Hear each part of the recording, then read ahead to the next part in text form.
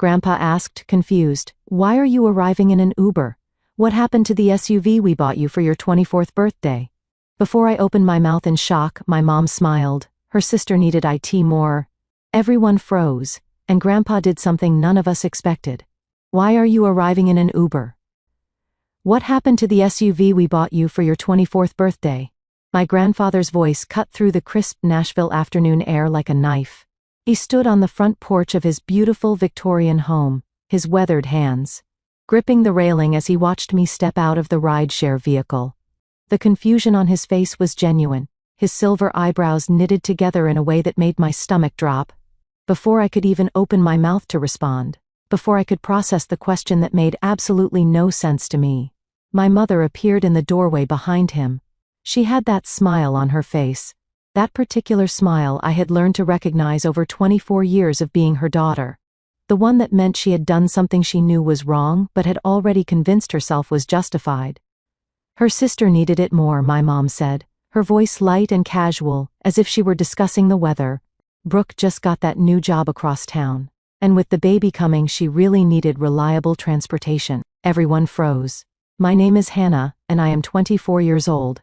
I work as an assistant manager at a boutique hotel in downtown Nashville, a job I fought tooth and nail to get after graduating from community college 2 years ago.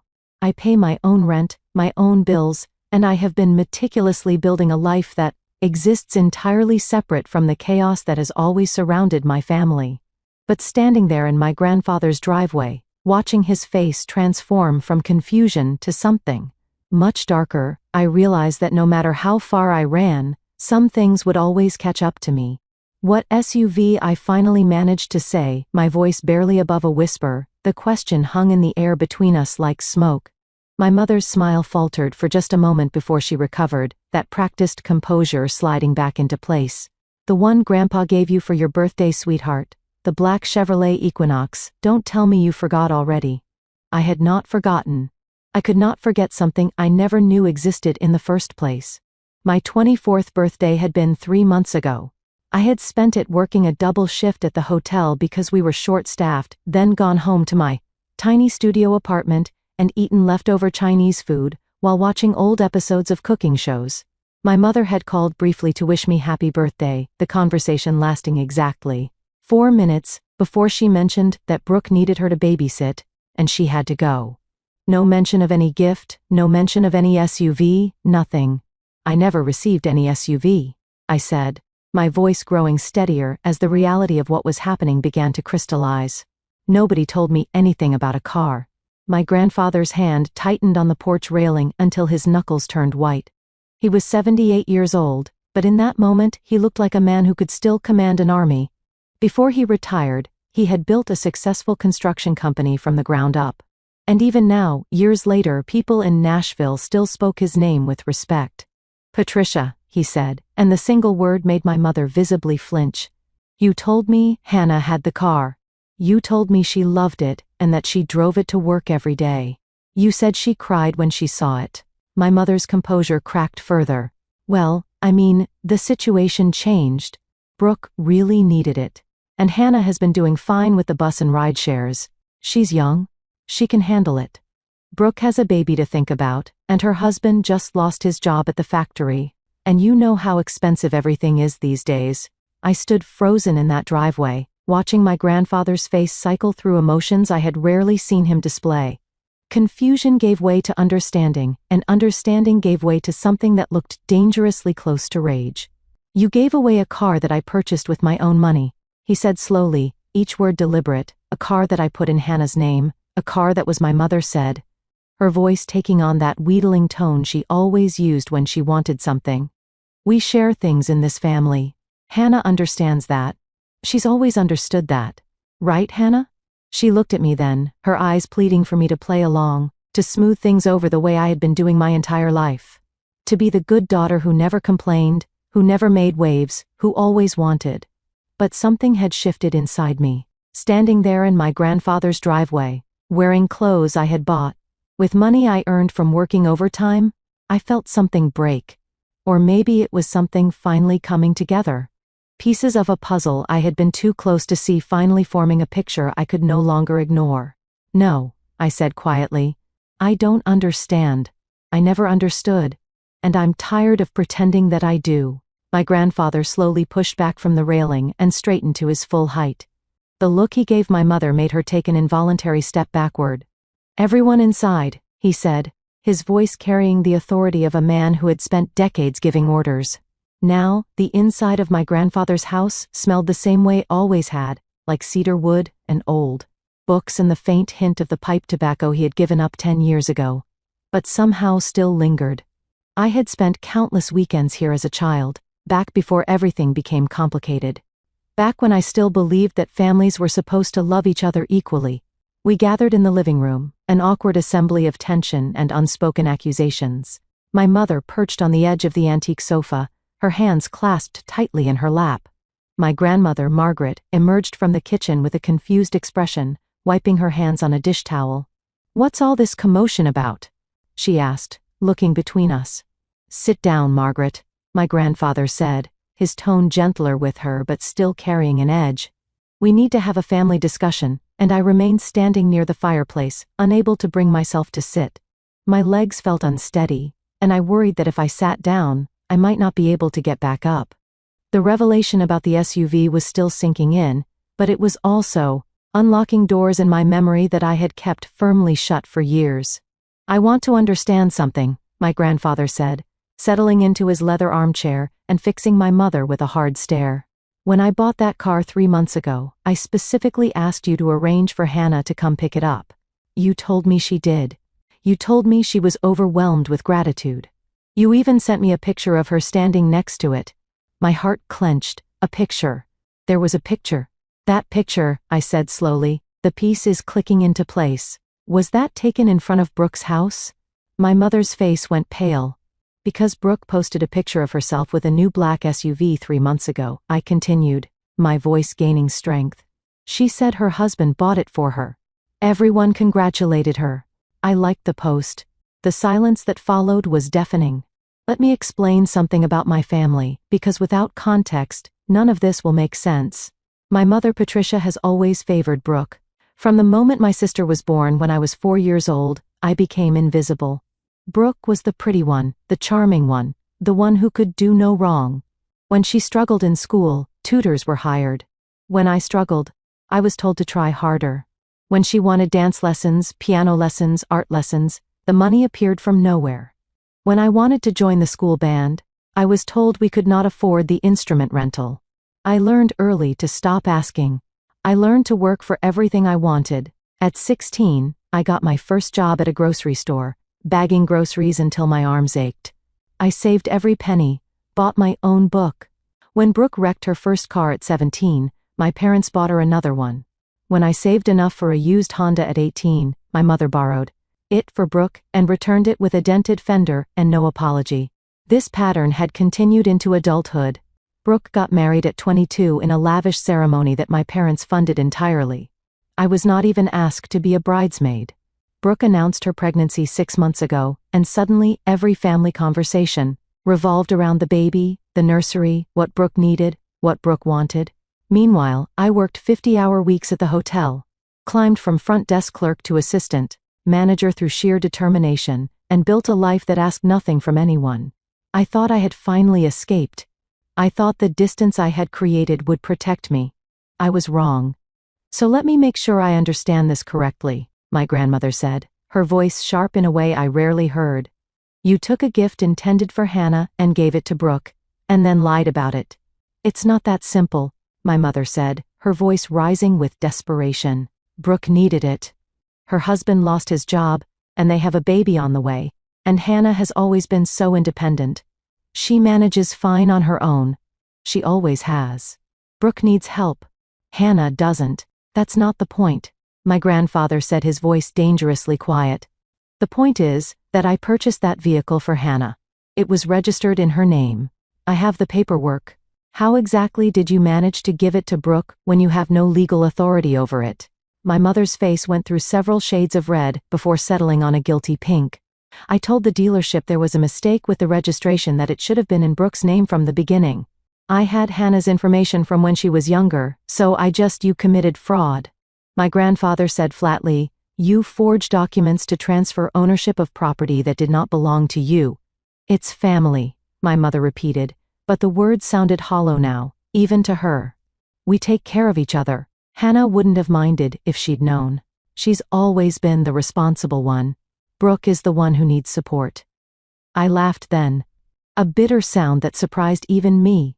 You didn't even tell me the car existed. How could you know whether I would have minded? You didn't give me the chance to be generous. You just took what wasn't yours to take and gave it to someone else. My grandfather rose from his chair, and for a moment I saw the man he must have been. In his prime, the one who built an empire through hard work and harder decisions. Where is the car now? He asked. At Brooke's house, my mother whispered. She's been driving it for 3 months. My grandfather nodded slowly, then pulled out his phone. Then I believe it's time to correct the situation. The next 30 minutes felt surreal, like watching a movie of my own life from somewhere outside my body. My grandfather made phone calls with a calm efficiency that spoke to decades of business experience. He spoke to lawyers, to the police department's non-emergency line, to someone at a towing company who apparently owed him a favor from years back. My mother tried to interrupt several times, but each attempt was met with a raised hand and a look that could have frozen water.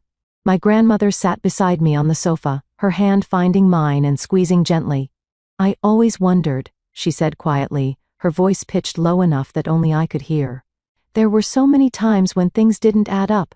Birthday presents that were never mentioned, Christmas gifts that seemed to disappear. Your grandfather would ask about something he'd sent you, and Patricia would always have an explanation. I felt tears pricking at my eyes, but I refused to let them fall. How long? I asked. How long has this been happening? My grandmother's face crumpled with guilt. I don't know for certain. Years, probably. I should have asked more questions. I should have called you directly. But Patricia always had reasons, and I wanted to believe her. The admission hurt more than I expected. All those years of thinking I was forgotten, thinking my grandparents didn't care as much about me as they did about Brooke. All those missed connections and perceived rejections, none of it had been real. It had all been carefully orchestrated by my mother to ensure that Brooke remained the center of everyone's universe. The car will be here within the hour, my grandfather announced, ending his final call. I've also contacted the authorities about the fraudulent transfer, but they've advised me that since I'm willing to resolve this within the family and no financial harm was done to the dealership, we can handle it privately if we choose. Thank you, I said, the words feeling inadequate for the magnitude of what he was doing. Thank you for believing me. My grandfather crossed the room and placed his hands on my shoulders, looking at me with an intensity that made me feel truly seen for the first time in years. I should have been paying closer attention. I should have verified things myself instead of trusting intermediaries. That's my failure, Hannah, and I'm sorry for it. It's not your fault, I said, glancing at my mother, who had shrunk into the corner of the sofa like she was trying to disappear into the cushions. You trusted family. That's not supposed to be a mistake. No, he agreed. It's not, but apparently in this family, trust has been badly misplaced. My mother finally found her voice. This is going to destroy everything. Brooke is pregnant. She's under stress. If you take that car back, it's going to devastate her. Think about the baby. Think about what this will do to the family. I watched my grandfather's face harden at her words. The family, he repeated, his voice cold. You want to talk about family? Hannah is family. She has spent her entire life being treated like an afterthought while you've poured every resource into Brooke. I've seen the way things work. I've seen Hannah show up to holidays and clothes she's clearly worn multiple times while Brooke arrives in designer outfits. I've seen Hannah drive a 15-year-old car while Brooke gets handed new vehicles. I told myself it was because Hannah was more responsible, more frugal. Now I'm beginning to understand. It was because Hannah was given no choice. That's not fair. My mother protested. Brooke has had difficulties. She struggled with things. Hannah has always been capable of taking care of herself because you forced her to be, my grandmother said, and there was a sharpness in her voice I had never heard before. You gave her no other option. And now we find out that you've been stealing from her for years. Gifts we sent. Money we gave for her education, her birthday, her graduation. How much of it actually reached her? The question hung in the air like a bomb waiting to explode. I thought about all the times my mother had mentioned money from my grandparents that I had never received. College funds that mysteriously dried up. Birthday checks that were deposited into accounts I didn't control. The laptop that was supposed to be my graduation gift, but somehow ended up in Brooke's possession because she needed it for her job search. How much? I asked, my voice steady despite the turmoil inside me. Over the years, how much has been redirected from me to her? My mother's face was a mask of guilt and defiance. I don't know exactly. It doesn't matter. What matters is that we're family, and family takes care of each other. No, my grandfather said firmly. What matters is that you've committed theft. You've stolen from your own daughter to fund your other daughter's lifestyle, and you've lied to us for years to cover it up. The sound of a truck pulling into the driveway cut through the tension. We all turned toward the window, where a flatbed tow truck was backing up with a familiar black SUV strapped to its bed. That's my car, I said, the words feeling strange in my mouth. That's actually my car. Yes, my grandfather said. It is, and it always was. The title is being corrected as we speak. Within the week, the paperwork will reflect what should have been true all along. My mother rose from the sofa, her face twisted with emotion. Brooke is going to be furious. She's going to think I betrayed her. She's going to blame me for this. You did betray her, my grandfather said calmly. You set her up to believe she was entitled to things that weren't hers. You enabled behavior that she now thinks is normal. If she's upset, that's a consequence of the situation you created, not of us correcting it. I walked to the window and watched as the tow truck driver began the process of unloading my SUV onto my grandfather's driveway. It was beautiful. A gleaming black vehicle that represents the truth, and had so much more than just transportation. It represented the truth finally coming to light. And somewhere across town, my sister was about to discover that the life she had built on stolen foundations was about to come crashing down. The SUV sat in my grandfather's driveway like a symbol of everything that had been taken from me, and was finally being returned. I stood at the window watching it, trying to process the emotional whiplash of the past hour. Behind me, my mother had retreated to the kitchen with my grandmother. Their voice is a low murmur of conversation I could not quite make out. My grandfather joined me at the window, his presence solid and reassuring. How are you holding up? I considered the question carefully before answering. I'm not sure. Part of me wants to scream, and part of me feels strangely numb. Like I've been carrying this weight for so long that I forgot it was there, and now that it's been lifted, I don't know how to stand without it. He nodded slowly, his eyes still fixed on the vehicle outside. I want to ask you something, and I need you to be completely honest with me. This business with the car, is this the first time something like this has happened, or is there more? The question cracked something open inside me. For years I had minimized the constant small thefts, the redirected gifts, the promises that never materialized. I had told myself it was normal sibling rivalry, that I was being oversensitive, that my mother meant well even when her actions suggested otherwise. But standing there with my grandfather, finally having an ally in my corner, I found I could not keep lying to myself anymore. It's not the first time, I admitted, my voice barely above a whisper. It's been happening for as long as I can remember. My grandfather turned to face me fully, his expression grave. Tell me. So, I did. I told him about the laptop that was supposed to be my high school graduation gift. The one that ended up in Brooke's room within a month because she needed it more. I told him about the college fund that my grandmother had mentioned contributing to. Money I had never seen because my mother claimed it went towards shared family expenses. I told him about the jewelry that had belonged to my great-grandmother. Pieces that were supposed to be divided equally between us, but somehow all ended up in Brooke's jewelry box. I told him about the smaller things too. Birthday checks that were cashed, but never given to me. Christmas presents that disappeared before I could open them. The savings bond from my christening that my mother cashed when I was 16, telling me the money had been used for emergency car repairs on a vehicle I was never allowed to drive. The more I talked, the more I remembered. It was like pulling a thread on a sweater and watching the entire thing unravel. Years of dismissals and explanations that had never quite made sense, all of them pointing to the same conclusion. I had been systematically robbed by my own mother to fund my sister's lifestyle. The worst part, I said, my voice cracking slightly, is that I actually believed I was the problem. I thought there was something wrong with me, that I wasn't worthy of the same love and attention Brooke got. I worked so hard to be independent because I genuinely thought I was a burden, that asking for anything was selfish.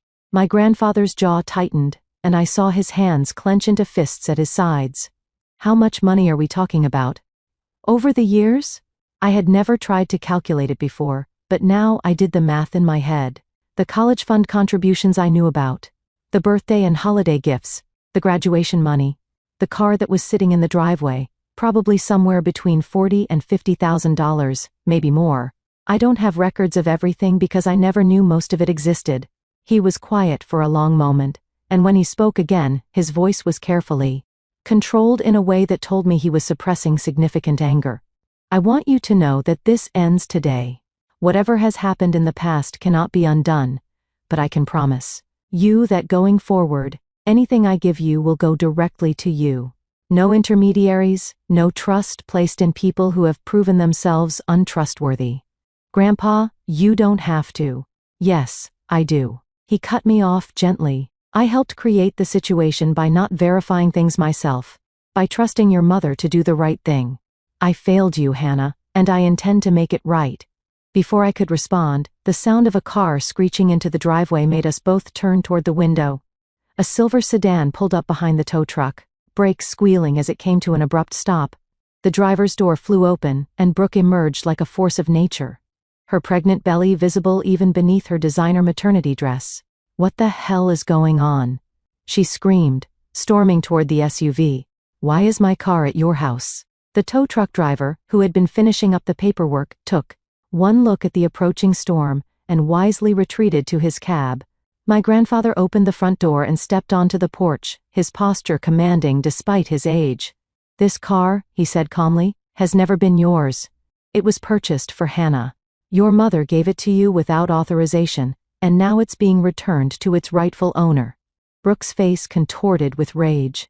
That's insane. Mom told me Grandma and Grandpa wanted me to have it. She said Hannah didn't need a car because she lives near her work and takes the bus. She said it made more sense for me to have it because I have a baby coming. Your mother lied. My grandfather said simply, as she has apparently been lying for years. My mother appeared in the doorway behind him, her face pale and panicked. Brooke, honey, let me explain. Explain what? Brooke shrieked. That you're letting them take my car. After everything you promised? You said this was mine. You said it was a gift. It was a gift, my mother said desperately. Just not originally meant for you. But you needed it, sweetie. You needed it so much more than Hannah did. I was trying to help you. I stepped out onto the porch, placing myself where my sister could see me. Did it ever occur to you to ask me? To tell me about the car and see if I would be willing to share it or let you use it? Did it ever occur to anyone in this family that I might have my own needs, my own struggles, my own life that matters?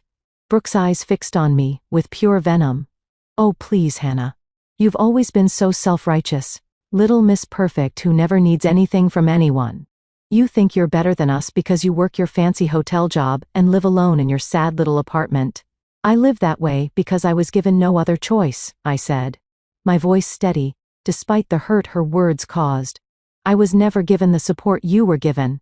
The confrontation on the porch drew the attention of neighbors who peered through windows and over fences with undisguised curiosity. My grandfather noticed and made a decision, gesturing sharply toward the house. Inside, all of you. This is a family matter, and we will discuss it as a family. Brooke looked ready to argue, but something in his tone made her think better of it. She waddled up the porch steps with exaggerated difficulty, one hand pressed to her lower back in a display of discomfort that I suspected was at least partially theatrical. We reconvened in the living room, the tension thick enough to cut with a knife. My grandmother had emerged from the kitchen, and now sat in her usual chair, her face a mask of disappointment that I had never seen before. It was directed not at me, I realized with a start, but at my mother and sister. Before we continue, my grandfather said, settling into his chair, I want to establish some facts. Patricia, how long have you been redirecting gifts and money intended for Hannah to Brooke instead? My mother's mouth opened and closed several times before she found words. It's not as simple as that. I was managing resources for the whole family. Sometimes things got shifted around based on who needed what. That's not an answer, my grandmother said sharply. How long? The silence stretched painfully. Finally, my mother dropped her gaze to her lap. Since the girls were teenagers, maybe earlier, I don't remember exactly. And approximately how much money and property are we talking about? I don't know, I didn't keep track. Hannah estimates somewhere between $40,000 and $50,000. My grandfather said coldly. Does that sound accurate to you? My mother flinched as if she had been slapped. That's probably high. It can't be that much. Let's see, my grandmother said, pulling out her phone and scrolling through something. I have records of contributions I made over the years, directly to Patricia, to be passed on to both girls equally. College fund contributions, graduation gifts, birthday money. Shall I read the totals? Mother, please. $17,000 sent for Hannah's college fund over 6 years. Where is that money, Patricia? It went toward family expenses, bills and things. Times were hard. Times were hard enough that you bought Brooke a new bedroom set, when she was 16, and took her to Europe for her graduation trip.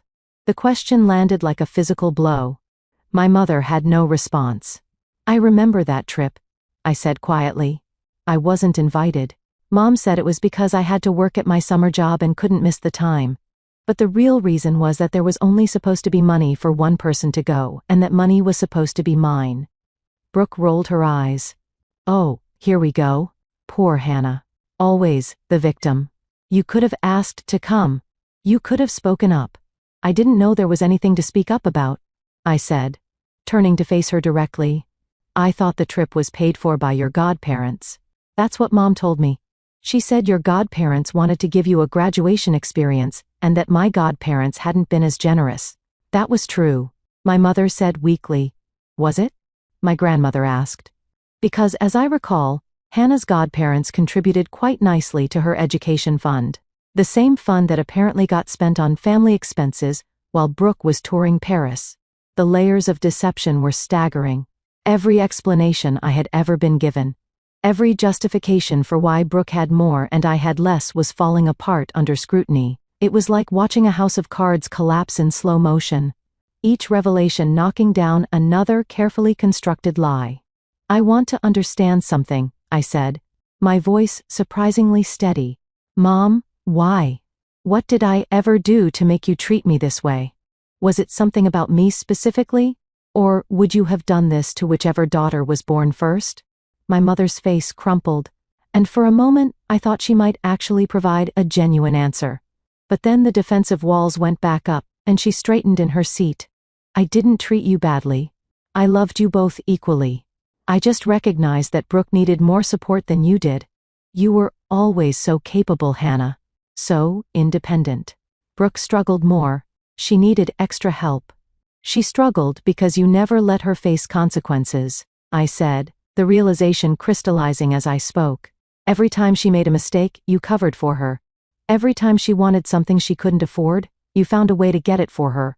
Even if that meant taking it from me. You didn't help her. You crippled her. Brooke's face flushed with anger. Don't you dare talk about me like I'm some kind of charity case. You're pregnant at 20 years old with a husband who can't hold a job, living in a house your mother-in-law owns, driving a car that was stolen from your sister, wearing clothes you can't pay for. How would you describe that? At least I have a family? Brooke shot back. At least I have a husband and a baby on the way. What do you have? A studio apartment and a job folding towels. I manage a hotel, I corrected calmly. A job I earned through hard work and dedication. A job that pays me well enough to support myself without stealing from family members. Enough, my grandfather said, his voice cutting through the argument. Brooke, I want to hear from you. Did you know that the car your mother gave you was intended for Hannah? Brooke hesitated, and in that hesitation I saw the truth. I suspected, she admitted finally. Mom said there was some confusion about who the car was supposed to be for, but that she'd worked it out. She said you and Grandma wanted me to have it because of the baby. And did you question that story? Given that Hannah had never mentioned receiving a car, did it not occur to you that something was wrong? I didn't think about Hannah. I was excited. It was a nice car and I needed it. My grandfather shook his head slowly. The entitlement in this room is astounding. Patricia, you have raised one daughter to believe she deserves nothing, and another to believe she deserves everything. And in doing so, you've damaged them both. My mother began to cry, but I felt nothing. No sympathy, no urge to comfort her as I had so many times before. She was crying for herself, for being caught, not for what she had done to me. What happens now? I asked. The car situation is resolved, but there's still everything else. My grandfather exchanged a look with my grandmother, some silent communication passing between them. When he spoke again, his voice carried the weight of decision. Now he said, we start making things right. The next hour was one of the most surreal of my life. My grandfather, methodical and thorough in a way that betrayed his decades of business experience, began cataloging the wrongs that needed to be addressed. He pulled out a notepad and started writing, asking questions and recording answers with the precision of an accountant. The college fund contributions, he said. We'll start there. Margaret and I contributed $17,000 specifically for Hannah's education. Where is that money now? My mother shifted uncomfortably. Like I said, it was used for family expenses over the years. Then you owe Hannah $17,000. We'll set up a payment plan. What? My mother sputtered. I can't pay back $17,000. That's impossible. You'll find a way, my grandfather said calmly. Just as Hannah found a way to pay for her own education without any help from you. Speaking of which, Hannah, how much did you spend on your associate's degree? About $8,000 total, I said. I did community college and worked full-time throughout. $8,000 that should have been covered by the fund we established. He wrote another note. That brings the total to $17,000. Now let's discuss the other gifts. For the next 30 minutes, we went through every birthday, every holiday, every milestone that my grandparents could remember contributing to. The graduation presents, the birthday checks, the Christmas gifts. Each one had a paper trail on my grandparents' end, but no corresponding receipt on mine. By the time we were finished, the unofficial tally was staggering. Over the course of my lifetime, approximately $53,000 in gifts and contributions intended for me had been redirected elsewhere. The majority had gone to supplement Brooke's lifestyle, but a significant portion had simply been absorbed into my parents' household expenses. I had no idea, my grandmother said, her voice trembling. All these years, we thought we were helping both of you equally. We trusted your mother to distribute things fairly. The trust was misplaced, my grandfather said grimly. But that ends now. He turned to face my mother and sister, his expression hard. Here is what's going to happen. The car has been returned to its rightful owner. That situation is resolved. The money that was stolen from Hannah over the years cannot all be repaid immediately, but it will be acknowledged and addressed. Stolen is a strong word, my mother protested weakly. It's the accurate word, my grandmother snapped. You took money that was given to one person and gave it to another without permission. That's theft, Patricia, no matter how you try to dress it up. My grandfather continued as if he hadn't been interrupted. I will be restructuring my estate plans this week. The changes I make will reflect the reality of the situation, not the fiction that has been presented to me for years. Brooke's head snapped up. What does that mean? It means that the anticipated inheritance you've been counting on may look very different than you expected. It means that Hannah will receive appropriate consideration for what has been taken from her. And it means that anyone who has a problem with that arrangement is welcome to contest it, at which point all of this information will become a matter of public record. The threat hung in the air. My mother's face went pale as she processed the implications. You can't do that, she said. You can't punish Brooke for things I did. I'm not punishing anyone. I'm correcting an imbalance that has existed for far too long. My grandfather looked at Brooke with something like pity. You've been set up to fail, young lady. Your mother gave you everything you wanted without teaching you how to work for any of it. Now you're 20 years old, pregnant, married to a man without stable employment, and you've never had to face real consequences for your actions. That changes today. This is insane, Brooke said, her voice rising to a near shriek. I haven't done anything wrong. Mom gave me the car. I thought it was mine. How was I supposed to know?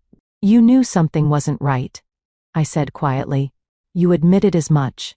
But you didn't ask questions because you didn't want to know the answers. That's a choice, Brooke. And choices have consequences. My sister turned to me with tears streaming down her face, her mascara running in dark streaks. I'm your sister. How can you do this to me while I'm having a baby? Your niece or nephew. Doesn't that mean anything to you? I felt a twist of emotion in my chest, but I forced myself to stay strong. It means a lot to me. And when that baby is born, I'll be the best aunt I can be. But that doesn't mean I'll let you continue to take from me. It doesn't mean I'll keep being the one who sacrifices while you benefit. I never asked you to sacrifice anything. You never had to ask. Mom made sure of that. But even when you knew something was wrong, when you suspected that the car wasn't really meant for you, you said nothing. You took what was offered and didn't question it. That's not innocent, Brooke. That's complicit. The word hung in the air, heavy with implication. Brooke looked like she wanted to argue further, but her mother placed a hand on her arm, silencing her. What do you want, Hannah? My mother asked. Her voice defeated. What will make this right? I considered the question carefully. What did I want? Not the money. Not really. I had built a life without it, and I could continue to do so. Not revenge. Despite how satisfying it would be to watch them suffer the way I had suffered. I want acknowledgement, I said finally. I want you to admit what you did. Not just to me, but to everyone who's been told stories about how equal and fair you've been. I want you to stop lying about our family dynamic to make yourself look good. My mother's face crumpled. And I want boundaries, I continued. Real boundaries. No more expecting me to give up things for Brooke. No more guilt trips about not being close enough to the family while you systematically exclude me from it. If I choose to help Brooke in the future, it will be my choice. Not something taken from me. That's fair, my grandfather said approvingly. More than fair, actually. I looked at my grandmother, who had tears in her eyes. And I want a relationship with you both. A real one. Not one filtered through Mom's interpretation of events. My grandmother rose from her chair and crossed to me, pulling me into a tight embrace. You've always had that, sweetheart. We just didn't realize it was being kept from you. I held on to her, feeling the first stirrings of healing begin to take root. Outside the window, my SUV sat in the driveway, gleaming in the afternoon sun. It was just a car, really. Just metal, and rubber, and glass. But it represented so much more than that. It represented the truth finally being told. And that was worth more than any amount of money. The week that followed the confrontation at my grandfather's house was one of the strangest of my life. For the first time, I had possession of something I had been given, rather than something I had earned through grueling effort. The SUV sat in the parking lot of my apartment complex, a constant reminder that things had finally shifted. But with the shift came turbulence. My phone became a battleground. Brooke sent dozens of messages, ranging from tearful pleas to angry accusations. My mother called repeatedly, alternating between apologies and attempts to negotiate some compromise that would return things to the way they were. I responded to none of them. My father, who had been notably absent from the confrontation, finally reached out on the fourth day. Your mother is beside herself, he said. When I answered the phone, his voice carried the tired resignation I had heard from him my entire life. The sound of a man who had long ago given up trying to change anything. Then maybe she should think about why, I replied calmly. Hannah, this is tearing the family apart. Brooke isn't sleeping. She's worried about the baby. Can't you find it in your heart to let this go? I felt the old familiar pull. The instinct to smooth things over, to be the peacemaker. To sacrifice my own needs for the comfort of others. But I recognized it now for what it was. A survival mechanism that no longer served me. Dad, do you know how much money was taken from me over the years? Do you know about the college fund? The gifts? The car? His silence told me everything I needed to know. You knew, I said. The realization hitting me like a punch to the stomach. You knew and you said nothing. I tried to bring it up a few times, but your mother always had reasons. She said you were fine, that you didn't need as much support as Brooke. I wanted to keep the peace. You wanted to avoid conflict. I corrected. There's a difference. Keeping the peace would have meant standing up for fairness. What you did was enable injustice to avoid uncomfortable conversations. That's harsh. It's accurate. I took a deep breath, fighting to keep my voice steady. I'm not going to pretend anymore. I'm not going to act like everything is fine when it isn't.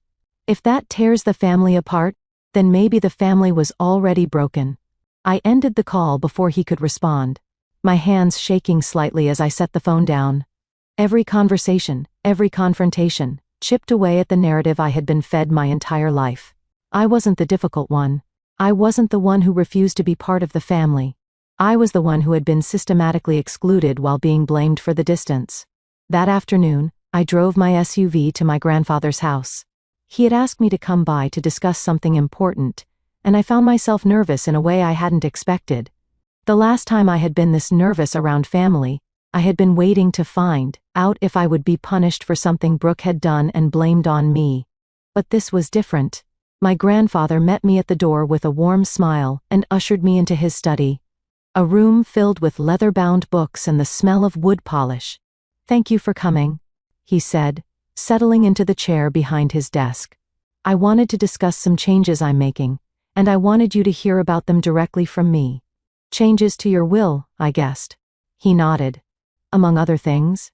I've spoken with my attorney, and we've restructured my estate plan to reflect reality rather than the fiction your mother created. But, more importantly, I wanted to talk to you about the future." "My future?" "Your potential, Hannah. I've been doing some research." He pulled out a folder and slid it across the desk. "Your performance reviews at the hotel have been exceptional. Your manager speaks highly of you. You've been promoted twice in 2 years, and you're on track for further advancement." I opened the folder, confused. Inside were copies of documents I had never seen, performance evaluations and commendations from my workplace. "How did you get these?" I made some inquiries. "I hope you don't mind." He leaned forward, his expression intense. "You've accomplished remarkable things without any support from your family. I want to change that. I want to invest in your future, not as compensation for what was taken, but because you've proven you deserve investment." My eyes filled with unexpected tears. "Grandpa, you don't have to do this." "I know I don't have to. I want to. Your grandmother and I have discussed it, and we want to set up an educational fund for you. If you want to pursue a bachelor's degree, a master's degree, additional certifications, whatever will help your career, we want to support that." I don't know what to say. "Say yes."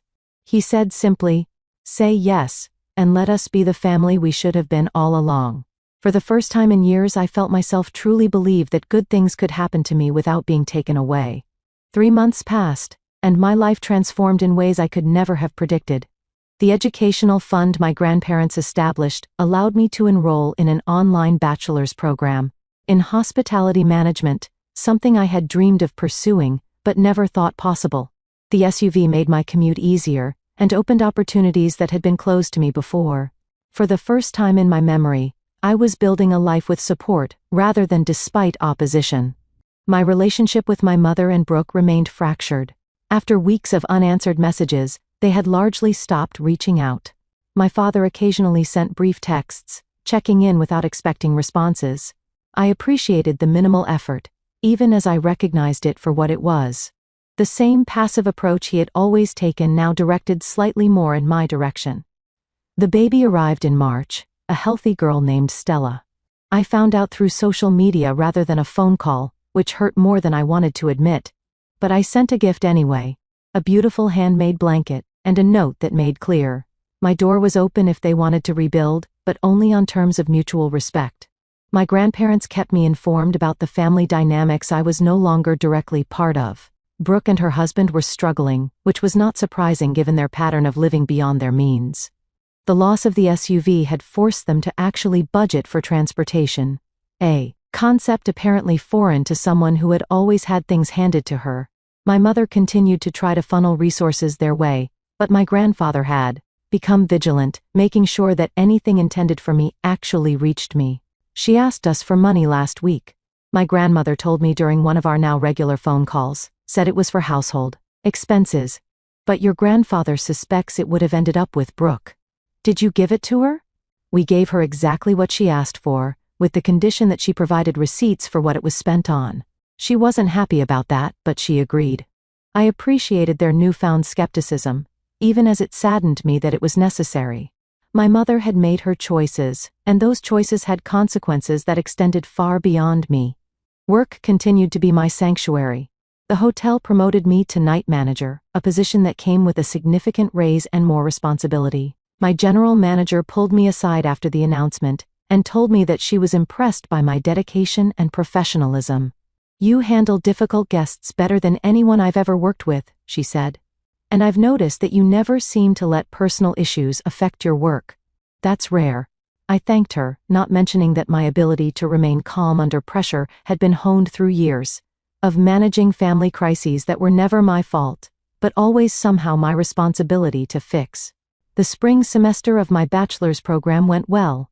I found that I genuinely enjoyed studying hospitality management theory, connecting the academic concepts to the practical experience I had accumulated. My professors were impressed by my real-world knowledge, and I earned straight A's for the first time in my life. In May, I received an unexpected invitation. Brooke reached out through email, the first direct communication we had had since the confrontation. "I'd like to talk," she wrote.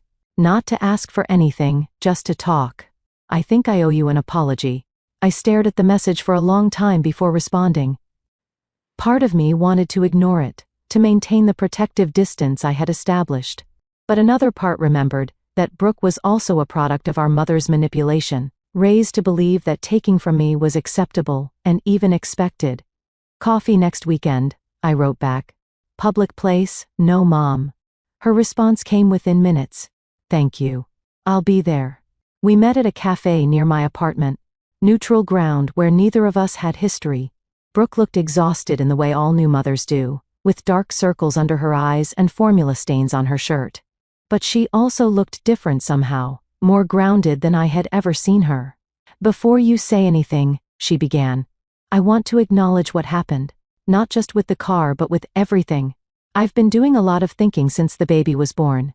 And I've realized that I've spent my entire life being handed things that I didn't earn." I waited, letting her continue without interruption. "Mom always told me that I deserved special treatment because I was more fragile than you. She said you were so strong and independent that you didn't need help. I believed her because it was easier to believe than to question what I was getting. And now," Brooke's eyes filled with tears, "now I have a daughter, and I think about what I would want for her. I wouldn't want her to be like me, dependent on other people's sacrifices. I would want her to be like you, capable and self-sufficient." The admission hit harder than I expected. "That means a lot, Brooke. I can't undo what happened. I know that. But I want to do better going forward. I want my daughter to have a relationship with her aunt, a real one. Not one poisoned by mom's favoritism." I looked at my sister, really looked at her for perhaps the first time in our adult lives, and I saw potential for something new.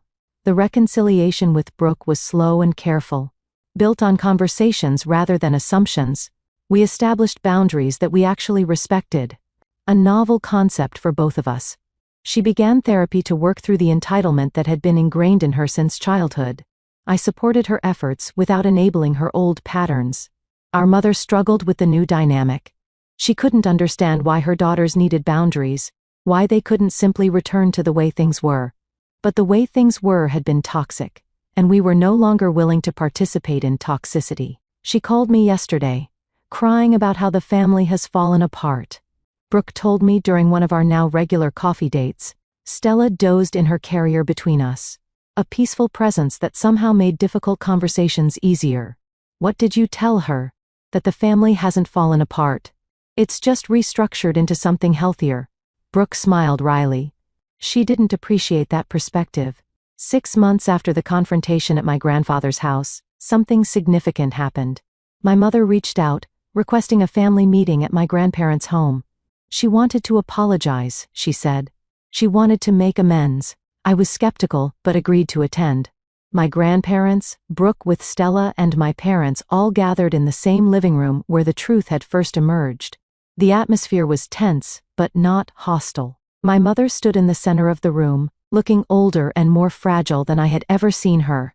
"I've done a lot of thinking," she began, her voice wavering. And I've come to realize that I hurt you, Hannah. Not just once but repeatedly. Over many years. I remained silent, waiting for the other shoe to drop. I told myself I was helping Brooke. But really, I was projecting my own insecurities onto both of you. I saw myself in Brooke's struggles, and I saw everything I wished I could be in your independence, Hannah. Instead of celebrating you, I punished you for being capable. The admission was more than I had expected. I looked at my grandmother, who nodded slightly, encouraging me to respond. "Why are you saying this now?" I asked. "Because I almost lost everything," my mother said simply. "My relationship with both my daughters, my parents' trust, my self-respect. And I realized that if I kept making excuses, I would lose it all permanently." She approached me slowly, hesitantly. "I'm not asking for forgiveness. I know I haven't earned that yet, but I'm asking for a chance to earn it. I've started seeing a therapist. I'm working on understanding why I did what I did, and how to make different choices."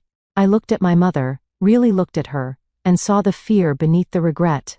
She was terrified of losing her family, and that fear was driving her to finally face the truth. "Okay," I said quietly. "A chance. One chance." The relief on her face was immediate and profound. "Thank you. I won't waste it." The months that followed were not easy. There were setbacks and difficult conversations, and moments when I questioned whether reconciliation was even possible. But slowly, painfully, something new began to grow from the ashes of what had been burned away. My mother actually followed through on her promises. She attended therapy regularly, made amends where she could, and most importantly, stopped making excuses. When Brooke needed help, my mother now offered support that came from her own resources, rather than redirecting from me. My father remained largely the same, passive and conflict-averse, but he too made small efforts. He started calling me directly, rather than waiting for my mother to relay information. He asked about my classes, my work, my life, in ways he never had before. A year after the SUV confrontation, I graduated from my online bachelor's program with honors. My grandparents, my parents, and Brooke with Stella all attended the small celebration at my grandfather's house. The years of theft and deception had taken their toll on my family. My mother's reputation among extended relatives was permanently damaged when the truth came out, and she lost several close friendships with people who could not overlook what she had done. Brooke's husband eventually found stable work, but their marriage struggled under the weight of financial stress and the need to actually budget rather than rely on my mother's redirected resources. The inheritance they had counted on was restructured to reflect fairness rather than favoritism. And they were forced to build their own lives rather than coasting on stolen gifts. My mother's relationship with her parents never fully recovered to what it had been, and she carried the weight of their disappointed awareness for the rest of her life. As I stood in my grandfather's living room, diploma in hand, looking at the family that had finally learned to treat me with respect, I allowed myself to feel proud, not just of the degree, but of the journey that had led me here. Driving home that evening in my SUV, the one my grandfather had given me and my mother had tried to steal, I thought about everything that had changed. I had gone from being invisible to being seen, from being robbed to being supported, from being alone to being part of something real. The revenge I had gotten was not the dramatic, satisfying kind from movies. It was quieter, more profound. It was the revenge of living well, of building a life that proved I had always been worthy of love and support and respect. And as I pulled into my parking space and looked up at the apartment I had earned through my own hard work, I knew that this was just the beginning. I had spent my whole life being the one who lost everything to her sister. Now, finally, I was the one who had won.